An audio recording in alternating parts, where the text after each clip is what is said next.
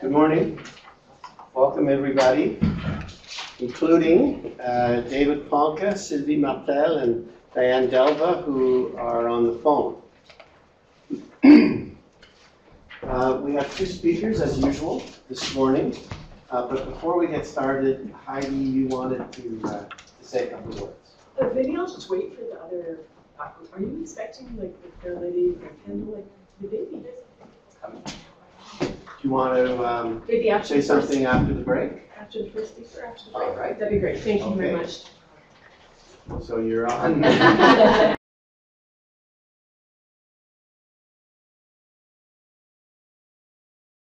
Rachel? Rachel Grant is a PhD candidate here at the University of Ottawa in the Faculty of Education. As you may know, our interim research director, Doug Archibald, is a medical educator, and he is cross-appointed to the Faculty of Education here at the university, and Rachel is one of his graduate students. So it's unfortunate that Doug can't be here today. That's the reason that I'm talking to, because he's unable to be here. So Rachel, why don't you get started, and you can introduce your topic far better than I can. Sounds good. Welcome.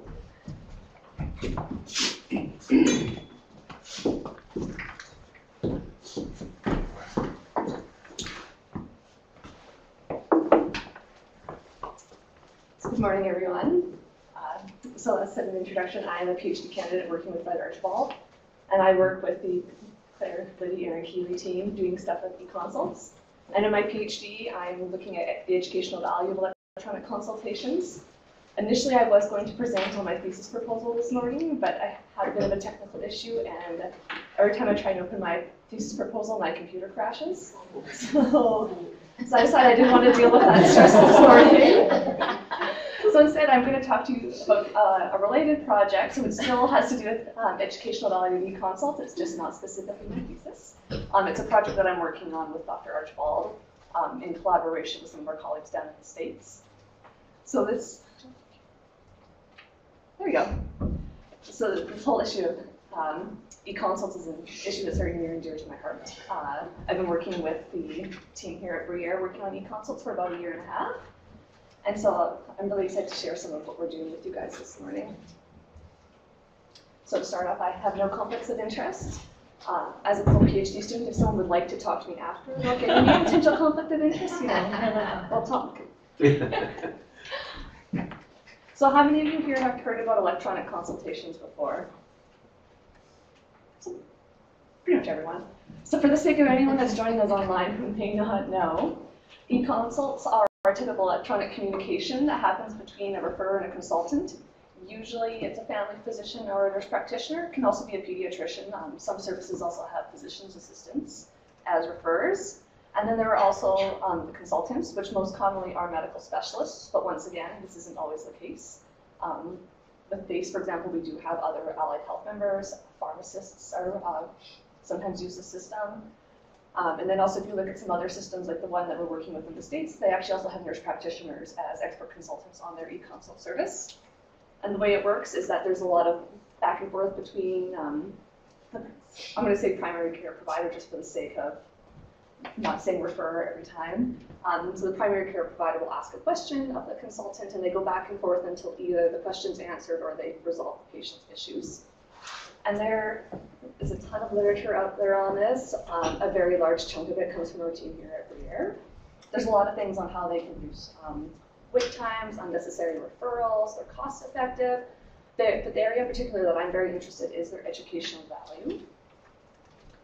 And this is an area that, although it's been reported quite a bit in the literature, it is still very much an emerging area of research, which is great timing for me doing my PhD on this area. And there's a lot of different ways you can understand educational value. I'm just going to talk about 2 different ways this morning. Otherwise, I would very much eat up into Tanya's time. So a couple different ways you can understand it. The first one is individual learning. So when I initially started working with the eConsults, and this is very much how I thought of educational value of eConsults, the primary care provider is asking a question, the specialist is responding, therefore the PCP is learning something. And then through reflective practice, then they can apply their learning to the rest of their patient population.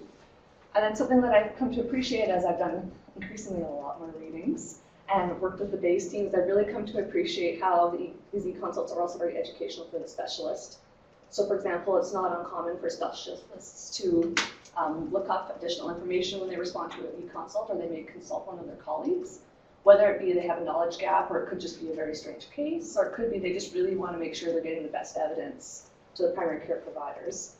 They may also get feedback from a primary care provider that may not be particularly positive, so that could be a moment for them to do some reflective learning.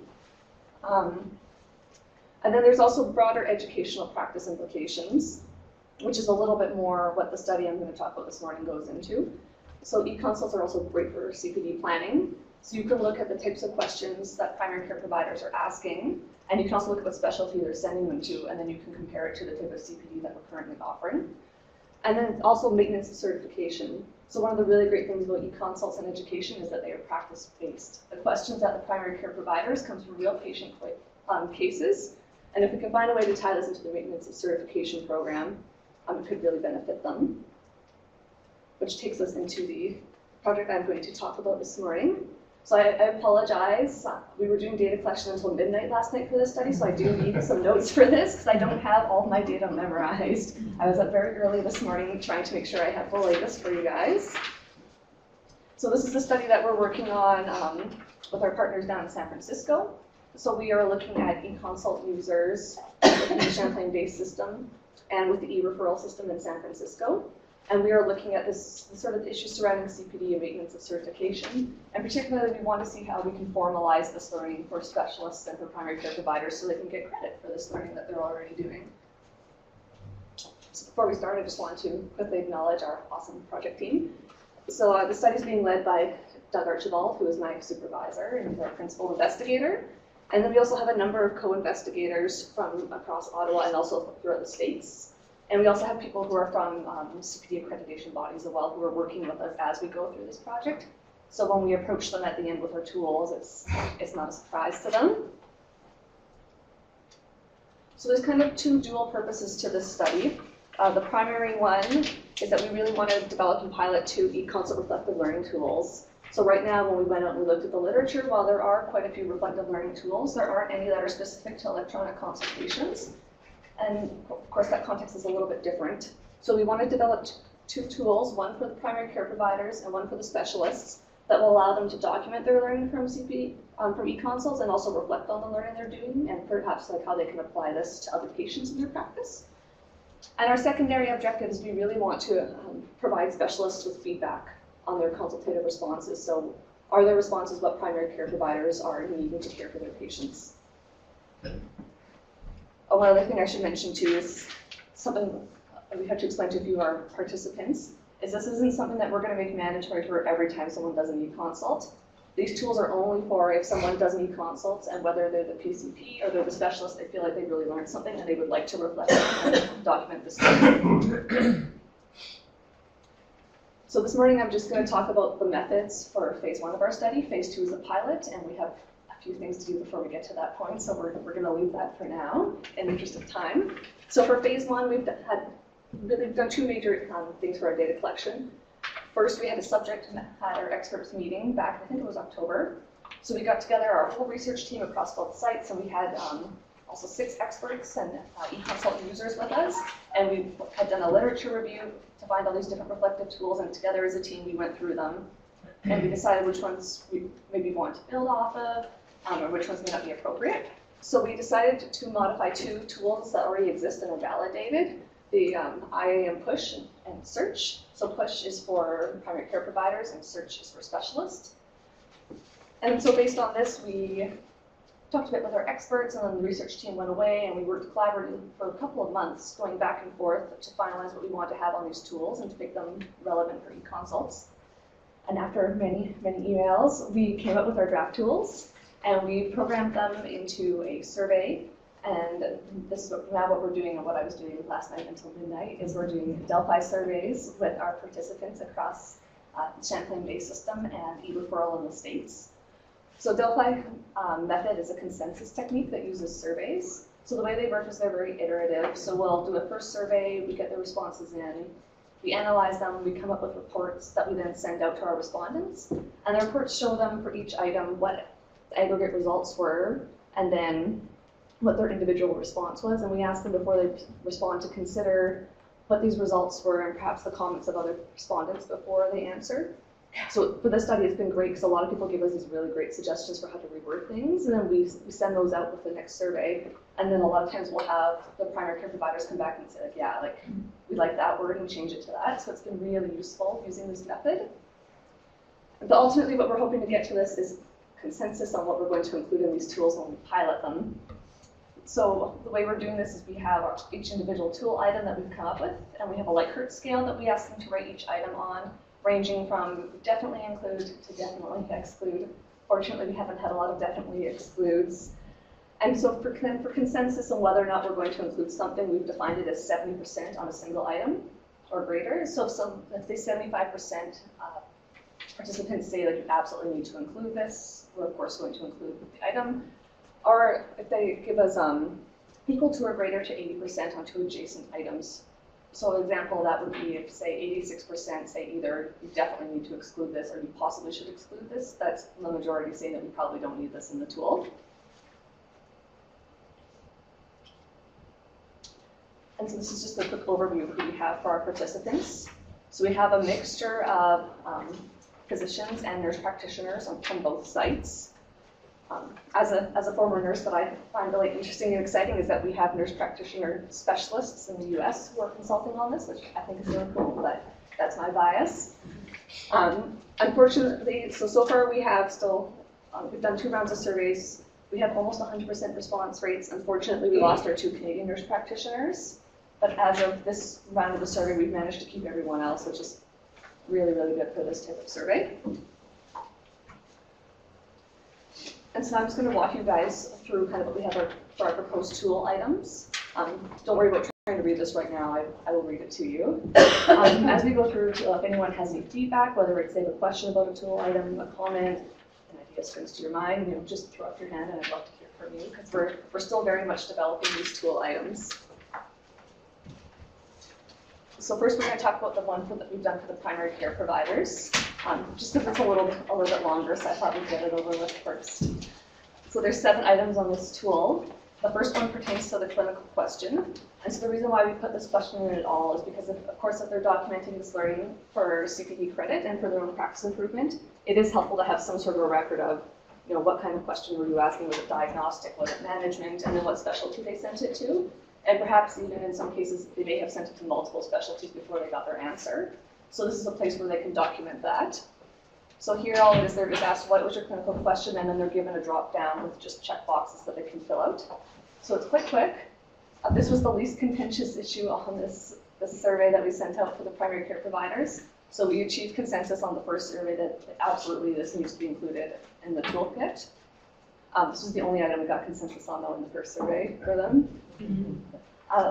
The second item for this one is learning. So, of course, because this is going to be hopefully for CPD credit and to encourage practice improvement, there needs to be something about learning in here. So here we ask them once again, it starts off as a checkbox. We ask them, how has this impacted your knowledge or understanding? So they can respond that they've learned something new, in which case a text box will come up and we'll let them write in their own words what they learned and reflect on that learning. And we also give them a few other options that they can also select if they may be motivated to learn more. They may want to use this in their own teaching. They may be reassured or reminded of something they already know, or potentially it didn't impact their knowledge or understanding. So this one, as of this morning, they decided to either definitely or positively include at 82%. So this tool item is now going to be piloted in our pilot, which is good because it'd be a little awkward if we did a learning tool and we didn't have a learning question. Our third item is improvement to the specialist's response. So this comes to our second objective, where we really want to get that feedback to the specialist so they can reflect on their e-consult responses and improve them. So for them, that's kind of their piece of the CPD. So here we ask them, how could this response have been improved? They may have no suggestions. This was fantastic, great. They don't have to see all the rest of this. but they may have had some sort of a problem or something they would have liked to have seen done differently. So some of the options we've given them, that perhaps the specialist didn't answer the question they posed, there may be too much information or not enough information, or the information just could be poorly written or too technical for the PCP to understand. And then we also give them a text box if they happen to be a respondent who prefers to do their own free text.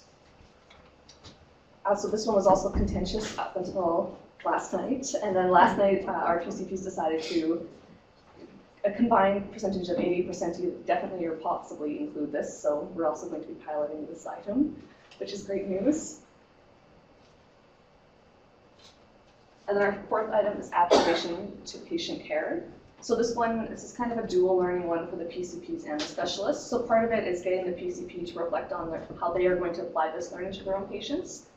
But then at the end, as I'll show you, there's an option, no, they're not going to apply it. So when they say no, we ask them why, which potentially could be good feedback for the specialist. So depending on what they select here, they're going to get some sub-questions. So if they say yes, we ask them, as a result of this, what are you going to do with this information? So it could be that it's just this particular patient in particular they're going to manage differently. It may justify a choice that they have made. It may make them more certain about how they're managing this patient, or to understand a particular issue surrounding this patient. And they may also want to use this information in a discussion with the patient, or to persuade the patient, or with other healthcare professionals. So we do ask them about that. If they say possibly, we ask them the same sub-questions, except instead of I will do this, I may do this. And then if they select no, this is really the piece where, once again, it's coming back to the specialist feedback. So they may say, no, I'm not going to do this, because they just outright may disagree with what the specialist has told them. It may not align with the patient's preferences. Just they may feel it's not going to affect their practice for whatever reason. They may feel it's potentially harmful, in which case a text box comes up and we ask them, why do you think this information is harmful? Because that is very important for the specialist to receive that feedback.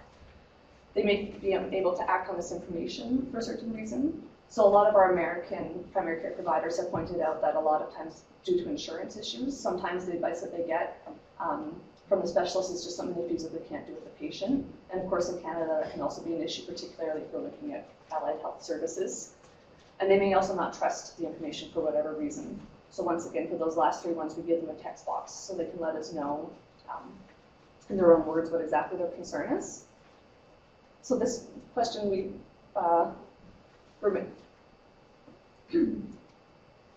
this one we remain pretty divided on after 2 surveys. So one of the big issues that primary care providers have told us is when they get this survey, they don't see all these different options on different slides. It's all in one big long thing. So I think it seems to overwhelm a lot of them. It looks like a lot of response options, and their concern is, for a tool like this, it needs to be quick so they can do it in their practice. And just right now, it looks very overwhelming. So that's something we're still kind of working on with them. So as of last night, we're still very divided. So almost 50% are considering including it, but then 35% are also saying, "Now let's not have this," and then like 20% is really undecided and they're not sure. So, we'll do another round of surveys after this, and we'll see what they say next time around once they can see what other people have responded. The 5th item is anticipated benefits. So the point of this is, as part of the reflective learning for the providers, getting them to really reflect on, how exactly are you going to apply this to your case? It's not me, you're not being looking at that one particular patient. And for this one, we asked them if there's any benefits that they're expecting as a result of this information they've gotten from the specialist. So they may feel it's going to improve the patient's health status, their functioning, their resilience. It could also help potentially prevent disease or worsening of disease for that particular patient. Or it could also help avoid unnecessary inappropriate treatment or diagnostic procedures. Or it could be something that, this information could really benefit other patients in my practice. And so this one we are also very divided on. Once again, about 50% of our respondents are saying to include this item. Once again, about 30% are saying, can access one, and then 20% is neutral. And the big kind of issue with this one is they're not 100% sure what the value is for this one for the reflective learning tool. And our respondents are very thoughtful, and they are very much thinking of, how can we keep this tool manageable, so a primary care provider will actually fill this out. And so the last two items we have are the shortest, but they're my favorite in the whole survey because we've gotten so much interesting discussion, debate surrounding this from our primary care providers. So as we go through these last two, I do have a couple of quotes from you guys from our respondents. So the first one I want to talk about is sharing the patient outcomes. So the idea behind this one is that for specialists for their learning, it could be really beneficial for them to have that loop closed and find out, what did the primary care provider actually do with this e-consult information? Did they follow the treatment plan I suggested? Did they do something else? What happened? So this one is just a quick checkbox. Are you and the patient willing to share this information? But it is pretty divided about whether or not it should be used. So probably the biggest concern we have seen is primary care providers are concerned it could create a lot of workload for them if they are having to do tons of follow-up with specialists on this. Particularly our American primary care providers, because the site that we're using, they do have an integrated health system. So in their system, the specialists can already access this information if they want it. So that group is tending to say, maybe we don't need to have this because it could be a lot of make work for me. Whereas the Canadian primary care providers are, wow, this is, still want to be cognizant of the PCP's time, but this could be a great idea.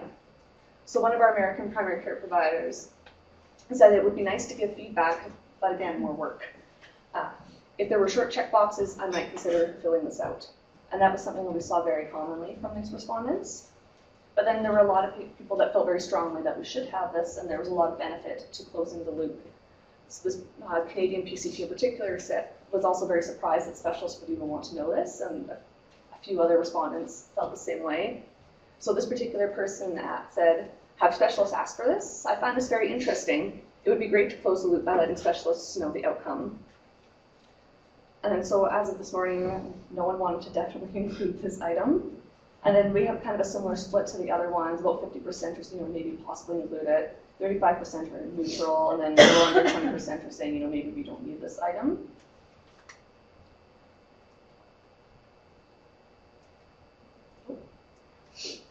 There we go.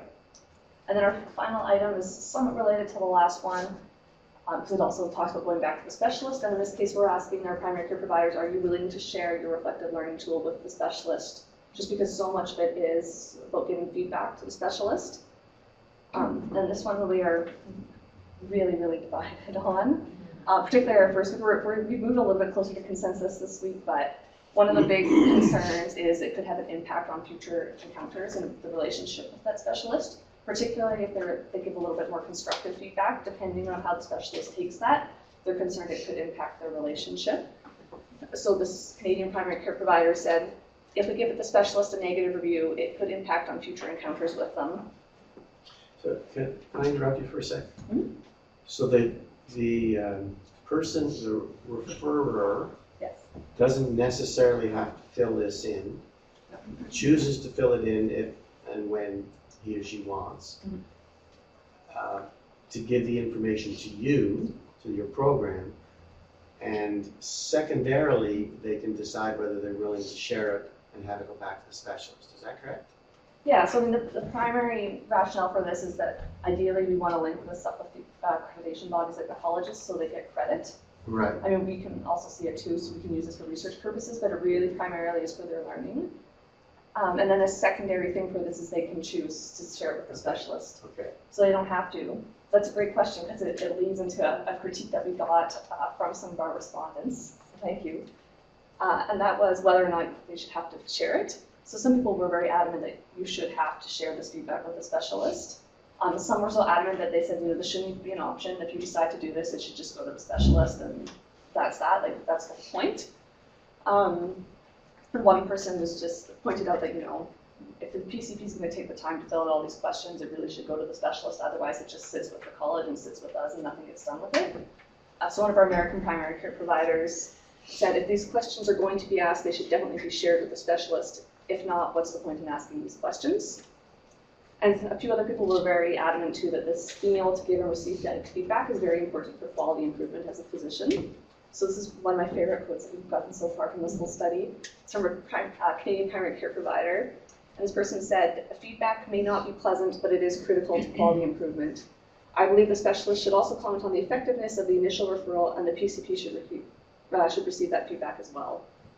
And we'll talk a little bit about that last comment when we go into the specialist tool in a moment. Rachel, maybe I'll add, I don't know if you did something there today, but in the Champlain-based service, the norm right now is any free text comments actually are collated and then sent back to the specialist, no filter. So all the users know that. And likewise, if the specialist sort of makes a comment back to us, then we redirect that to the primary care provider. So there might be some, I guess, bias just in terms of people. Yeah. You know, being aware of that. But are they anonymous? No. So you know who's been commenting on your service? Yeah, and the intent, right, we decided to do that right at the beginning, that if you're giving a free text comment, you're taking the time to say this wasn't very useful and here's why, then we just decided as a steering committee we're just going to share it. Have you had any negative feedback about that? We do it doctor to doctor. We do it carefully if it is negative. Yeah. Okay. So mostly I would say it's very well received. And I would say that, and you know, I think the negative feedback would be reflected if people dropped out of offering it, and that isn't happening. But it is very different. And none of the specialists are dropping out and saying, I'm No, not doing this anymore. No. Just want to ask you a question. So this is from the PCP side. Have you then looked at saying there's reciprocity between the specialist and the PCP? Why not just have the specialist have an opt-in function to say, I'd like to have my feedback, rather than the PCP deciding whether the specialist would like your feedback? Yeah. You know, that giving agency to the specialist rather than leaving it, and that might even be another research. Yeah, no, that Project, that right, did so- come up, but a few Okay. respondents started to say that.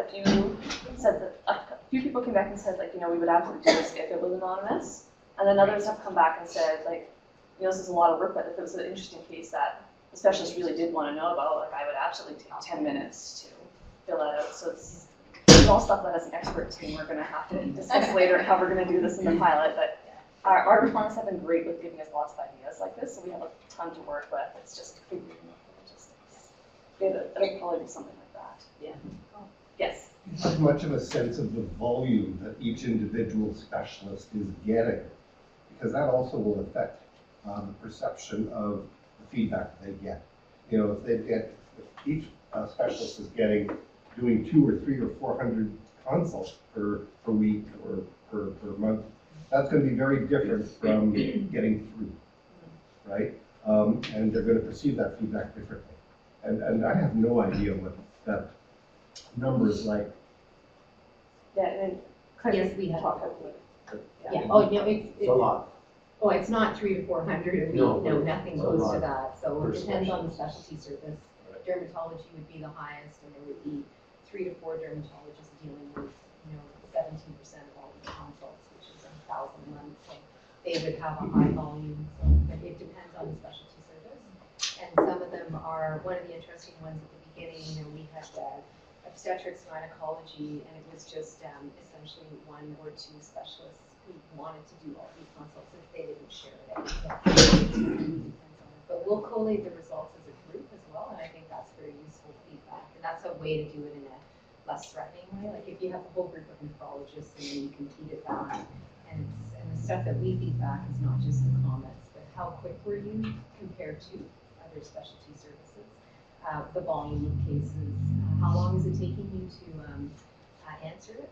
So that's the, you know, did it take you, so we'll pick up, you know, if you're like the outlier and you're doing all your cases are 25 minutes and everybody else in your group is less than 10, then we will pick that up. But part of that's the thing, thinking Champlain-based service, it's managed care service for your consult, and it is very explicit that actually there's quality assurance in it, which is something that is completely new in terms of the referral consultation process. San Francisco has done it, but they do it intermittently in terms of sort of, you know, regular sort of audit. There's one other service, and then I'll be quiet, which is Rubicon. Rubicon MD is one that is anonymous in terms of the patient information, but you get to star rate.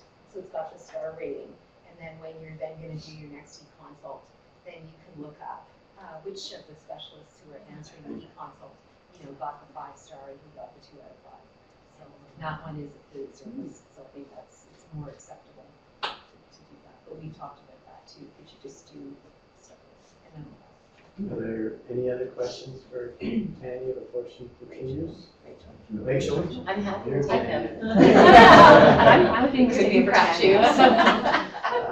Anyone on the phone have a question? Yeah, so I have a question from Dr. Diane Dalba. Yeah. You might have answered it indirectly. First one, as we are doing this in the Champlain Lane, do you have a response rate for completing the survey? What's the response rate? Yeah. Completing the survey? Yeah. Well, For this one, for our first week, it was 94%.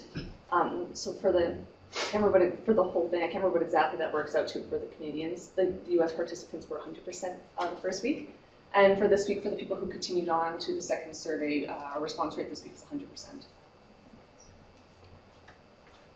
I'm surprised at the number being sufficient to do this Delphi. Yeah, we actually have, A number of respondents you've actually got. yeah, we were actually initially aiming for less people than this, and we had a lot more interest that we evaluated, so we just kept accepting people until they said that we didn't have any more. I think the initial plan was.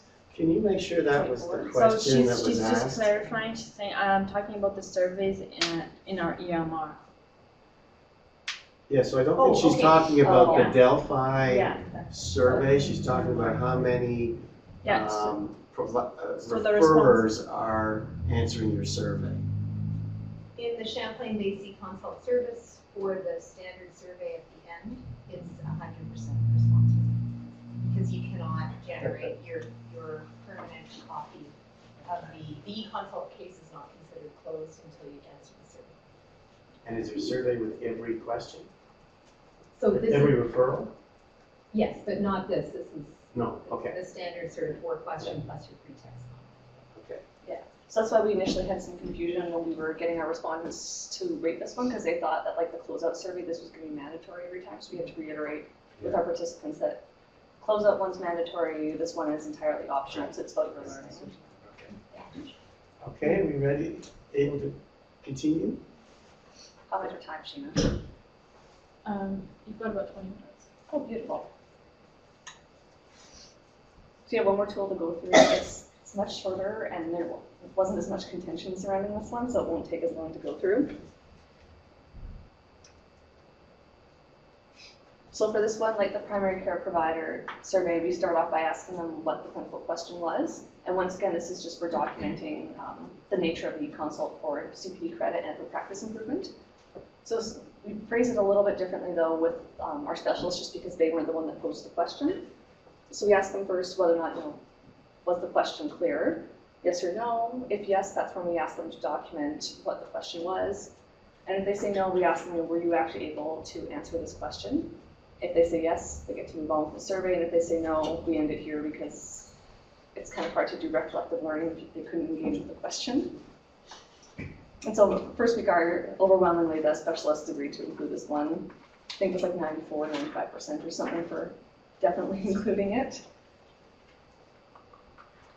The next one is about information to facilitate the consult. So it's whether or not the primary care provider provided them with enough information to give their response. So the idea behind this is it's hard for specialists to write a really high quality response if they're not getting the information they need right off the bat. So this ideally is something that maybe we could feed back to primary care providers so they can also improve the information that they're sending to the specialists. So here we ask them, did you get sufficient and appropriate information from the primary care provider? Once again, yes or no. If they say yes, move on. If they say no, this will pop up down here at the bottom. And they get to select as many options as they like. So perhaps they included a bunch of irrelevant information that they kind of needed to wade through. Something could have been incomplete or inadequate. So like the physical exam, clinical history, diagnostic evaluation, or the therapeutic plan may be insufficient or absent. And then at the bottom, we give them also the option of other, and then a text box will come up and they can put in their own words what their concern was. And once again, first week of the survey, our specialists decided to include this at 94%. Loved this question, no problem. The third one, they don't love as much. It's a little bit more contentious. So this one, we're starting to go a little bit more into the reflective learning for the specialists. So here we ask them, in addition to their own personal knowledge and experience, do they consult any other resources to write their consultation? Many of them do, some of them don't, depends on the question. So they're just asked once again, yes or no. If they say no, it'll just go on to the next question. If yes, we ask them what resources that they used for this consult. So they may have contacted one of their colleagues, they may have contacted another healthcare professional, they may have looked something up online, done their own literature search, or referred to a clinical practice guideline, or they may have done something else that we didn't think of. So once again, they have the option of putting it in their own words at the bottom here. And so our specialists are pretty divided on whether to include this. Some feel that this could be a bit cumbersome if they kind of tend to do the same thing every time to fill out when they do this. And then others aren't really sure what the value of this is. And I kind of wonder if part of this problem is, like I said at the beginning, initially I tend to think about learning from e-consults as being very much the primary care provider learns from the specialists. And from reading through the feedback that we've gotten from some of our specialists, I kind of wonder if some of them maybe don't think about e-consults as being educated for them. And so we had a really great quote that came from one of our American specialists about this. This person said that, I honestly hadn't thought about the specialist learning something from an e-consult until I read this question. But of course, I look things up and consult colleagues all the time. I wonder if asking questions like this could elevate the quality of care that specialists provide because they are prompted to look things up, learn, and try harder. So as of last night, we are still divided on whether or not we're going to include this issue. And we're moving closer. So 72% say they definitely or possibly include, but our threshold for inclusion for that is 80%. So they moved up drastically from week 1, but still quite a few of them want to possibly exclude this one. So we'll have to run the survey again next week and see what they say. The fourth item, once again, wasn't contentious. It was just about whether or not they needed additional information from the primary care provider. And so once again, this comes back to the idea of trying to help PCPs improve the information that they're sending to the specialist. So they're just asked, did you need to seek out additional information from the primary care provider? Yes or no. If they say no, we move on to the next question. If they say yes, these options will come up. So we ask them 2 follow-up questions based on that. How did they do it? So did they do the follow-up through the consult system, or did they go another way? Like, did they do email or actually pick up the phone and give the PCP a call? And why did they seek out the additional information? So maybe if the clinical questions wasn't super clear, they needed to clarify what was going on. They needed some more information, or there could have been diagnostic test results that weren't attached that they really need to get a good response. And so this one, the specialists decided to include the first week at 88%. They liked this one. And then the last one, learning and application of learning, is also one that they were extremely divided on, as of the first week and continue to be this week. So we asked them in this one if they learned anything from the e-consult request, yes or no. If they say no, survey ends. If they say yes, we give them a free text box where they can write in a learning point or 2 that they want to have documented for practice improvement. And the second part of this is the application of this learning. So initially we had this as 2 separate tool items, but then based on our first survey response and the feedback we were getting from the specialists, our team decided to compress this down to 1 question. So this one we were trying to get them to reflect on how they're going to apply this to their practice. So it may be used for teaching trainees, they may share it with their patient or other healthcare professionals, or maybe something they've just learned and now they can apply more broadly to their patients. Or they may have another application that we haven't thought of, and then we give them a free text box to talk about that. And so this one has remained pretty contentious.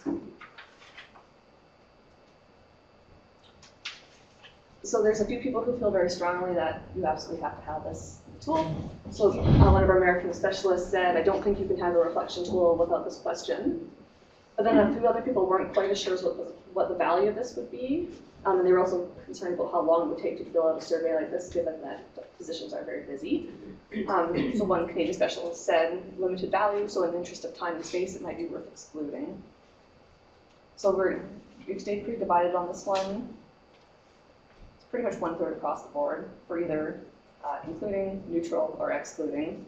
So we haven't made a lot of movement on this one, so this may be something that we have to go back to our project team and our expert group to decide what we're going to do with this one. Can I ask you a question about that? So is your goal in the Delphi, because there's lots of ways to apply it, you have options that you're hoping you get to 80% consensus. If you don't get that, and I'm hearing second round, almost 70% are either uncertain or don't want it, are you trying to change that option so that you get to that 80% consensus? Or do you ever go back to them and say, what do we need to do with this question so that it was of value? Like, do you ever crowdsource their ideas, or do you typically do that from the team side? It's a bit of both. Oh, it's a bit of both.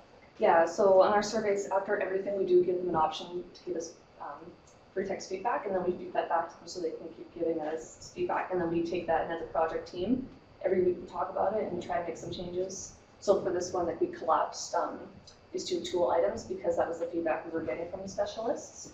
So we don't want to too drastically change things because it's not really Delphi, but we do, like, if there's something where overwhelmingly they're coming at us and they're saying, like, I would like this item if you made this anonymous or if you did this, that is something we consider very seriously. And hopefully we can resolve it through the Delphi, but. And then if you don't get that 80%, that's not going to appear on the survey. It'll probably be something that we'll have to come back to as a project team and look at why we're not getting that, if it's, because it's kind of puts us in a tough place because this is a reflective learning tool. And realistically speaking, as you know, for them to be able to get CPD credit, there does need to be evidence of learning in it, but we also want to make sure it's something that they would use and it meets their needs, so it's finding that balance. So this is what I think from the CPD side is the really interesting side. There's this commonsensical thing that says in order to achieve accreditation, there's got to be some reflective learning and demonstration of that. Where you've got the people who are supposed to operationalize this who say this is a limited value. It's that disconnect between that and just like this. Yeah.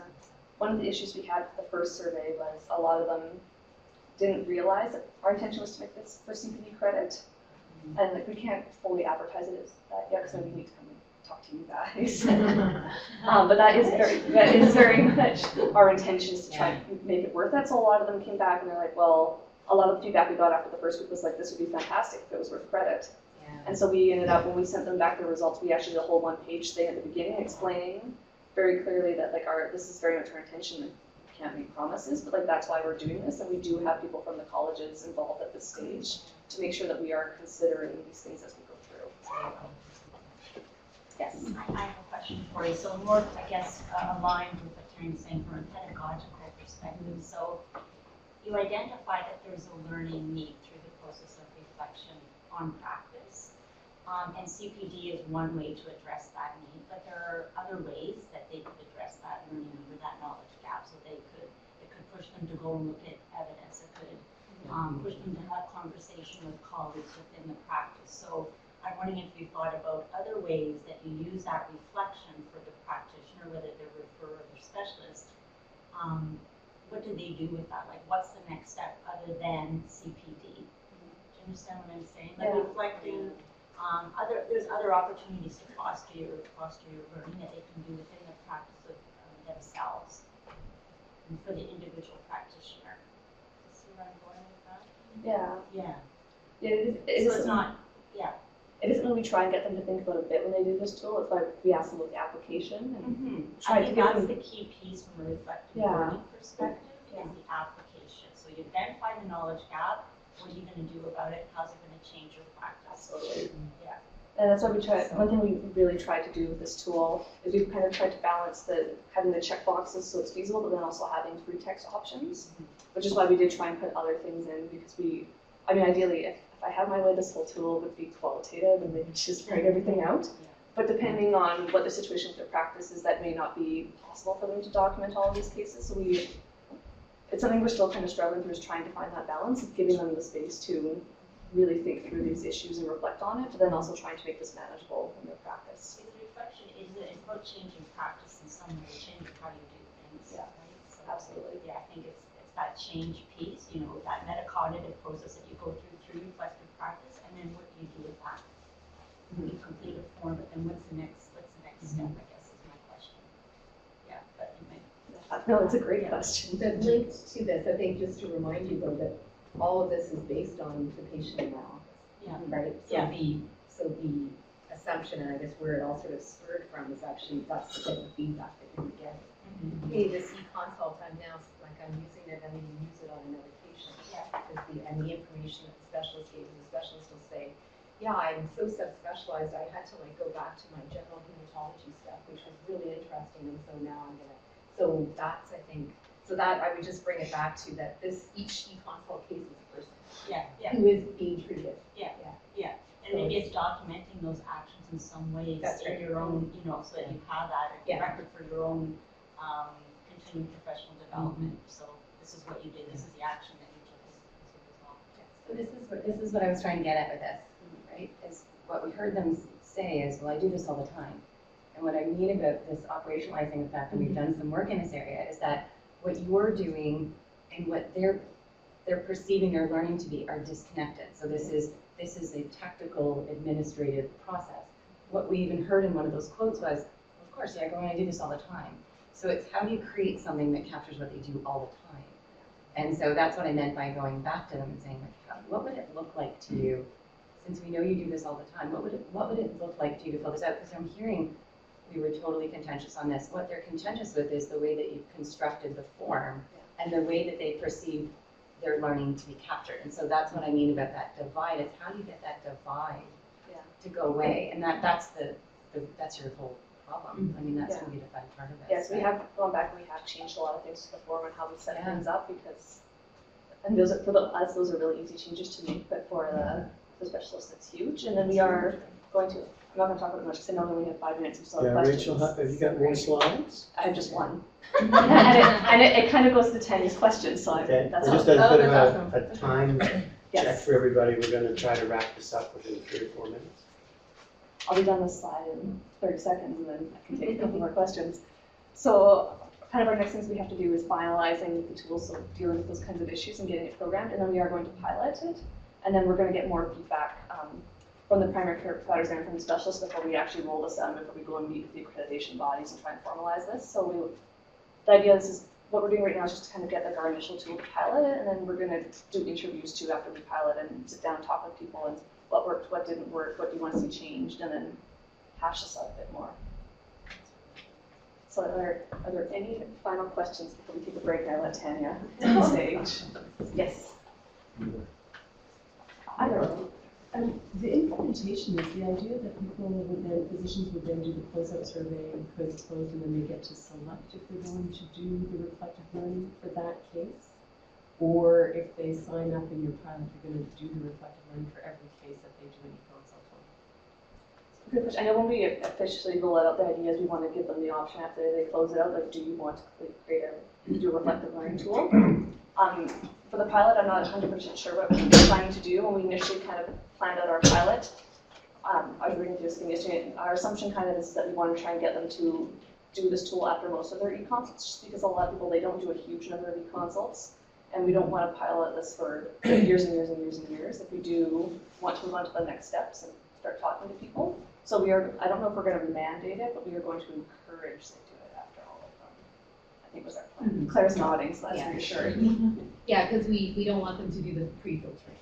We just want them, it's about really piloting the tool, not only from the content of the question point of view and the relevancy, but just also how you can use it. So it's about getting the usability. And then the ultimate link is that ideally the Cadillac version is that it's all integrated into eConsult in the same way that your poems are, and we have sort of these other, the pharmacy one, and you can just sort of click that you want to have this accepted as a 0.1 credit on paying program. Can I just ask Heidi, are you concerned about the selection bias? Well, if somebody selects to do some reflective learning, they'll select to do it because they learn something. That's right. And if they select, or if it's just you're going to do this reflective learning and you haven't learned anything, it's like no, and you get kicked out. If you get CPD credit for a no versus CPD credit for the ones that you select because you've actually learned and you're actually thinking through. I'm just wondering, it's not so much about the tool, it's about what does that count for. So it's a design issue, right? Yeah. The alternative, I might say, would be to ask to force it, like 1 out of every 10 e-consults you do, you're asked to, right? Something like that, to get rid of the bias. So I think there's another. So, Sorry, Gary? Yeah. Tanya, you want to comment on this I just specific wanted to comment thing? on that specific one, is that the forced functioning, so the college promulgates a philosophy that it's not credit for what you do, which would mean filling this out every time you do it, it's credit for what you learn. Yes. So if you want to embed the practice that, you know, if you are going to do it every time, then one of the options should be, I validated what I know. It's not always about change. Sometimes it's just validating, oh, I have to make a change. So just keeping that in mind. As I think about the way I use the consult system, which I'm a fairly regular user, the sort of questions that get posed are very diverse, and they're relatively unique. That, you know, it's something that I don't see regularly in my practice, or don't have answers to in my practice, or I want to share something because I'm doing it on behalf of a resident or something like that. And one of the things that would be helpful to help for learning, on the other hand, would be to have a reference that came routinely with the actual answer, so you keep separate from the actual response you get from the e-consult. And I'm not hearing that as being a part of the process, and wondering if that might be something to be considered, because it's the accumulation of that knowledge that you might want, that you're going to learn from, not from the individual e-consult, but the accumulated sort of reference material you might get. Yeah. I think that it goes a little bit into programming. I don't know too much about that. But I mean, sometimes I do see references. Yeah. As I do with some consults that are not e-consults, and they're very useful. I think we'll take our last question from the people online. It's just a comment from Dr. Diane Galva. It's just regarding when you were just talking about the feedback and that you want from the providers. So she's just saying that Sargent has shown that personal feedback is more effective than written feedback. So that's just from Personal feedback as opposed to what? as written feedback. Written. So, and then she's saying that this is from the PRP program in Nova Scotia. Just before we break, am I the only one who finds it very hot in here? No. Okay, so we'll try to do something. You have the air. Yeah. Don't get undressed. No. All right, we'll try to do.